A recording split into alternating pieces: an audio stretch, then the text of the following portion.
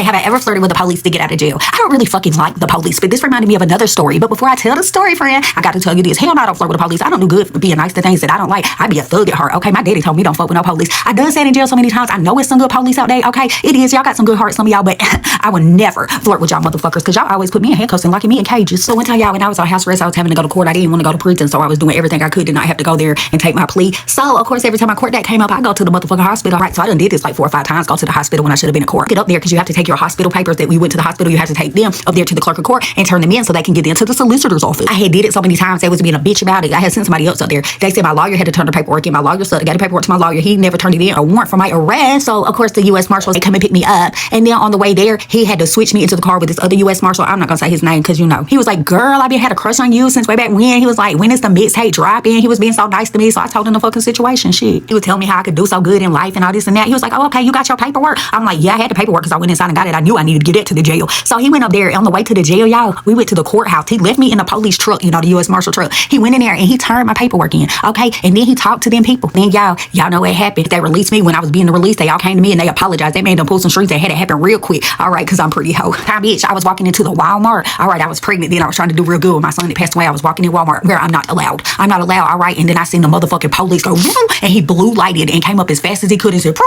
y'all. So I turned around to walk back into the Walmart because I knew I was going to jail, ho. And they said, Miss Barnes. And I just put my hands behind my back and I walked out there and I was like, yeah, it's Roper. Now he a cool ass police. I'm not fixing to lie. And he cool, but I would never date a police. That's not in me. Okay. My son was with me too, y'all. And he got out his little police car. I was waiting on him to handcuff me, bitch. And he was like, yo, I just want to tell you that you look so magnificently gorgeous. And I was wondering if you ever wanted to go out sometime, that I would love to take you out. Thank you, Roper, for the compliment, but I do not fuck police. Have a good day.